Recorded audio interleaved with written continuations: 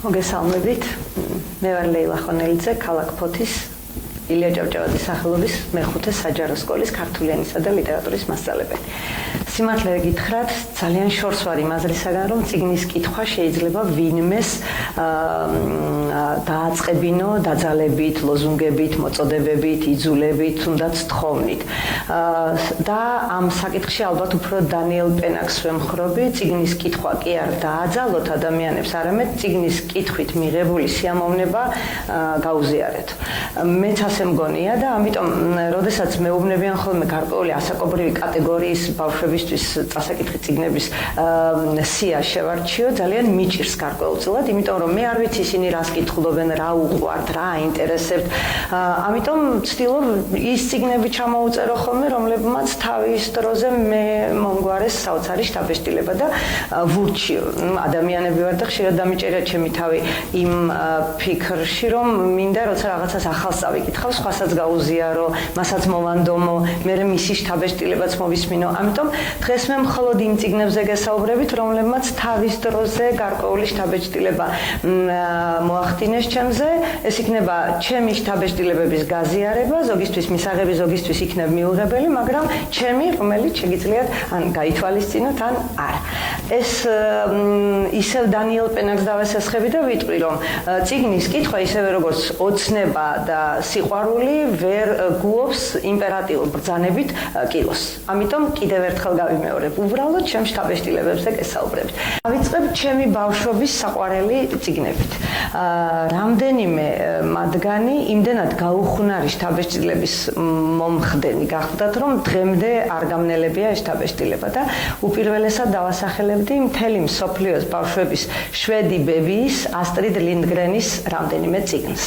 მიო, ჩემო მიო, პეპი გძელი წინდა, ბიჭუნა და სახურავის ბინადარი კარლსონი, ფიულერ ბიულელი ბავშვები, კალე ბლუმკვისტი, ძმები ლომგულები, მაწანწალა რასმუსი. ყველა წიგნი გამორჩეულია ჩემთვის და ყველა არაჩვეულებრივი, მაგრამ მათგან ერთი მინდა გამოვყო. ეს გახლავთ წიგნი, რომელსაც უწოდებენ ასტრიდ ლინდგრენის ყველაზე სევდიან წიგნს. ეს არის ძმები ლომგულები, რომლებიც ტკივილით გაძეძგილი წიგნია, სევდითა და ტკივილით და მაშინაც კი როცა რაღაცის გაკეთება არ გვინდა, გვიჭირს, გვეძნელება, საკუთარ თავში აღმოგვაჩენინებს ხოლმე შეუძლებლის კეთების ძალას. ეს არის წიგნი, რომელიც უბადლო ძმობის ამბავს გვიყვება. ეს არის წიგნი, რომელიც იმაზე დაგვაფიქრებს, რა უნდა ვქნათ მაშინ, როცა ჩვენთვის ძალიან საყვარელი ადამიანები ვტოვებენ. ასე რომ მე არც ერთს არ გამოვყოფ, მაგრამ ჩვენი შვედი ბებიის ყველა წიგნი აუცილებლად წასაკითხი მგონია პატარა ბავშვებისათვის. შემდეგ აუცილებლად უნდა ვახსენო ანე კატერინე ვესტლის რამდენიმე წიგნი. ეს გახლავთ დედა, მამა, 8 ბავშვი და საბარგო მანქანა, დედა, მამა, დიდედა და 8 ბავშვი ტყეში და ამ სერიის წიგნები, რომლებიც ამ ღარიბი, მაგრამ ძალიან მხიარული, ძალიან მეგობრული და საყვარელი ოჯახის ამბებს გვიყვება. რაც შეეხება ცოტა უფრო მოგვიანებით თარგმნილ წიგნებს უკვე 21 საუკუნეში, უნდა ვახსენო ტუვე იანსონის მუმინების ციკლის წიგნები. ეს გახლავთ ჯერჯერობით თუ არ ვწდები, მხოლოდ ესენია ქართულად თარგმნილი. კომეტა მუმინების ხეობაში, ჯადოქრის ქუდი, მამა მუმინის მემუარები და უჩინარი ბავშვი, რომელიც გამოგზაურებთ მუმინების ძალიან საინტერესო ოჯახში და მათ მეგობრებთან ერთად არაერთი თავგადასავლის მონაწილეები გახდებით.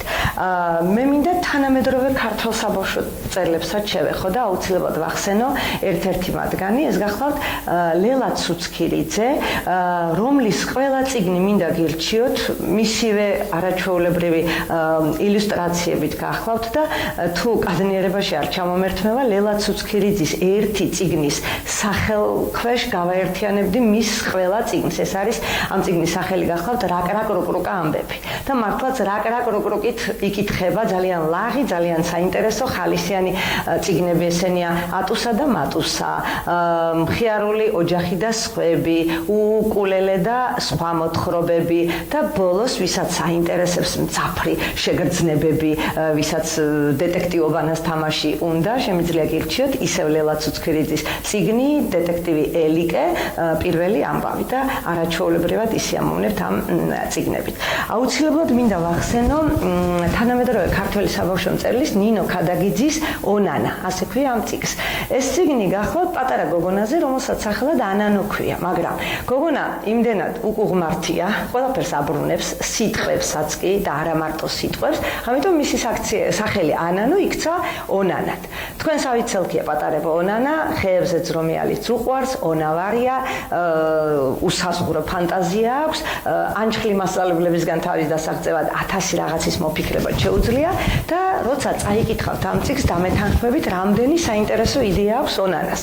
მაგალითად, მას აქვს ასეთი იდეები, უნდა დააწესოს ფერადი ღრუბლების დღესასწაული, გაზაფხულზე ქუჩებში გუბურების შეღებვის დღესასწაული, ავადმყოფების მონახულების დღე, ბავშვთა სახლებში სტუმრობის დღე. თუ წაიკითხავთ ამ წიგნს, თქვენს დამეთანხმებით, რომ ონანა მართლა კარგი გოგონაა და მისი ამბავიც ძალიან დაგაინტერესებთ. მინდა ცოტა უფრო მოზრდილებისთვის ერთი მასწავლებელი მწერალი გავიხსენო. ეს ქალბატონი გახლავთ თამარ გეგეშიძე, რომლის სული ჩიტი ეხება 11 წლის ლეოს თავგადასავალს, მეორე წიგნი საშლელები ეხება 13 წლის ანას ამბებს და მესამე წიგნი, ჯერჯერობით მხოლოდ ეს სამი წიგნი აქვს დაწერილი, მესამე წიგნი, რომელსაც ქვია ჩუმად უნდა იჯდე, ეხება 14 წლის შიოს თავგადასავალს. აი დამერწმუნეთ, თუ კი ამ წიგნებს წაიკითხავთ, თქვენს თავსაც, თქვენს თანატოლებსაც, შეიძლება ზოგი თქვენი მასწავლებელიც კი ამოიცნოთ და იპოვოთ ამ წიგნებში და ძალიან ბევრ რამეზე მიიღოთ პასუხი ამ წიგნებიდან. მინდა კიდევ ერთი მწერალი ვახსენო, ეს გახლავთ ნათია როსტიაშვილი, რომელმაც თავდაპირველად ჩემი და ჩემი მოსწავლეების ყურადღება მიიპყრო ერთ-ერთი საკონკურსო მოთხრობით, რომელსაც სახელად ქვია ლიზი ღმერთია. მე მახსოვს შთაბეჭდილებები, რომლებიც ჩემს მოსწავლეებს ჰქონდათ, როცა ეს არაჩვეულებრივი მოთხრობა წავიკითხეთ და გავაანალიზეთ ერთად და მერე ამას დაემატა მისი ახალი წიგნი სხვა სკოლა. ალბათ ყველას გიოცნებიათ, აი როგორია ჩვენთვის სასურველი სკოლა, როგორ სკოლაში ისწავლიდით თქვენ ბავშვები და ვიმუშავებდით ჩვენ უფროსები. ეს არის წიგნი ეგრეთ წოდებულ პრესტიჟულ სკოლაზე, სადაც ძალიან ბევრ რამეს ასწავლიან ბავშვებს. მაგალითად, ასწავლიან როგორ დაამარცხონ ყველა წინააღმდეგობა, რომელიც მიზნისკენ მიმავალ გზაზე მათ შეხვდებათ. მათ ასწავლიან თანასწორობას. ოღონდ იცით როგორ თანასწორობას? თანასწორია ყველა ლამაზი და ლამაზი, ყველა მახინჯი და მახინჯი, ყველა წარმატებული და წარმატებული, ყველა მდიდარი და მდიდარი, ყველა ღარიბი და ღარიბი. დამეთანხმებით, რომ თანასწორობის განმარტებას ეს განმარტებისაგან ძალიან შორს დგას ეს განმარტება.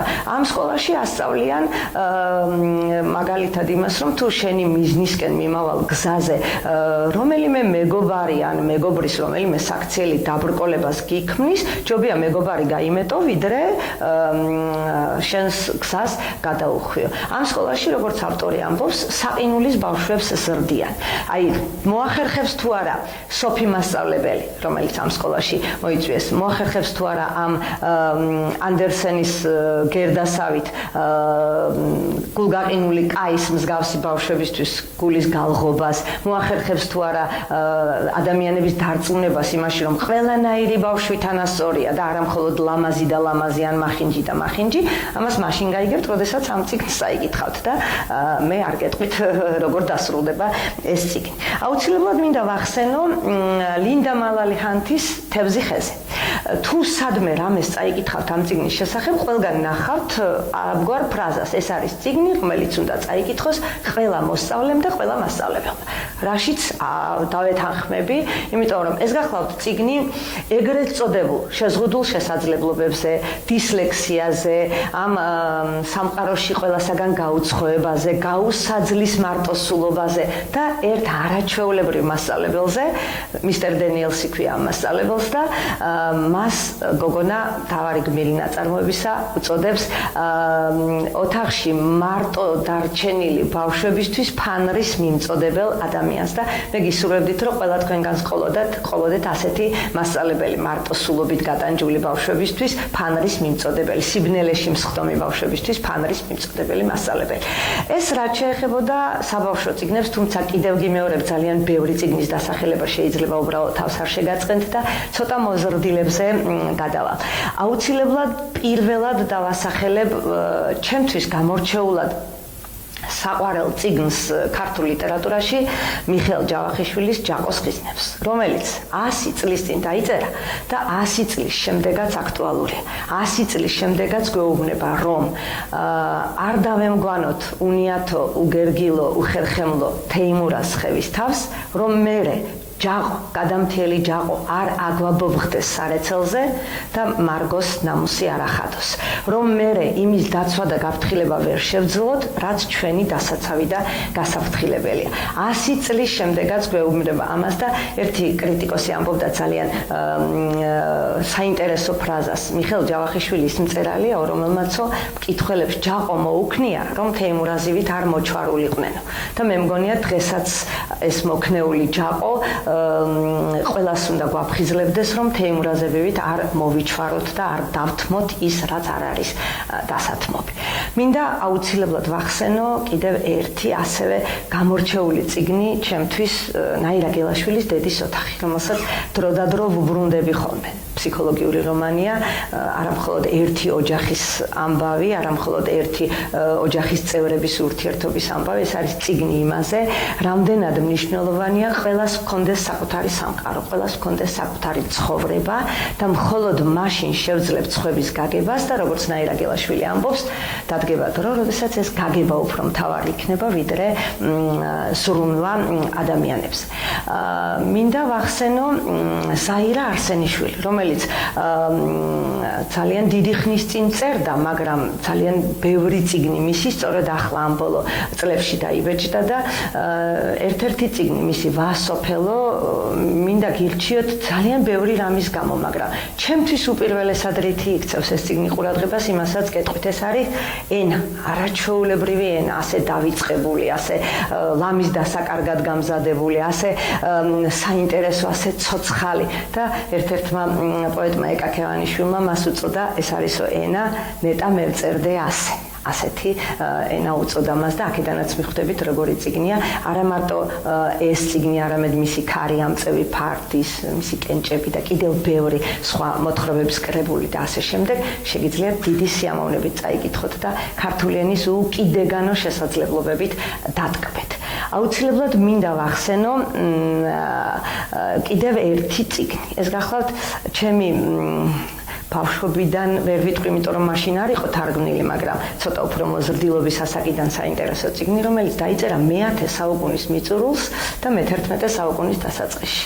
იაპონელი ავტორის სეისიო ნაგონის მარტოობის ჟამს ჩანაწერები, რომელსაც ღიურის ფორმატი აქვს, მაგრამ ეს არ არის ქრონოლოგიური თანმიმდევრობით აწყობილი ჩანაწერები. ეს გახლავთ ბევრი რამის შესახებ გამოთქმული აზრი, რომელიც დღესაც 10 საუკუნის შემდეგაც დიდი ინტერესით იკითხება, თუ კი დამიჯერებთ. და თავი რომ არ მოგაბეზროთ, მე მგონი ძალიან ბევრი წიგნი, მე მგონი კი არა ზუსტად ვიცი რომ ბევრი წიგნი დამრჩა უხსენებელი და უთქმელი და ბევრი წიგნის შესახებ შემიძლია ვისაუბრო, მაგრამ მეტისმეტი რომ არ გამომივიდეს, ერთი წიგნით დავასრულებ საუბარს. პოეზიის ქვეყანაში, ისეთ ქვეყანაში როგორც საქართველოა, პოეტობით ვერავის გავაკვირვებთ და მე არ მივცემ ჩემს თავისუფლებას, რომელიმე პოეტი გამოვყო, მისი ლექსები წაიკითხეთ მეთქი, მაგრამ ამ შემთხვევაში მოდით ვიქნები სუბიექტური და მინდა გირჩიოთ ჩვენი თანაქალაქელის სიამაყით ვიტყვი ჩემი ყოფილი მოსწავლის არაჩვეულებრივი ბაშა ბაბილუას განგაში სიავნანა, რომელიც სულ ახლახან გამოიცა და ეს გახლავთ წიგნი, რომლის შეფასებაც რა კი ვახსენე სუბიექტურობა, შეფასებაც რომ არ გამომივიდეს სუბიექტური, დავესესხები ერთ კრიტიკოს. ეს გახლავთო პოეზია, რომელიც საკუთარი დაკბენილი იდაყვებით დაწერილ განგაშად აქცია ავტორმა და მერე მისი მაშველი სიტყვების ტყე ჩვენ მკითხველებს გადმოგვიგდო, რომ როგორმე ერთმანეთს მივეშველოთ. წაიკითხეთ ლაშა ბაბილოას განგაში სიავნანა. თუ კი ჩემი რომელიმე რჩევა გამოგადგებათ და რომელიმე წიგნს ინტერესით წაიკითხავთ, ძალიან მადლობელი ვიქნები. მადლობთ ყურადღებისათვის.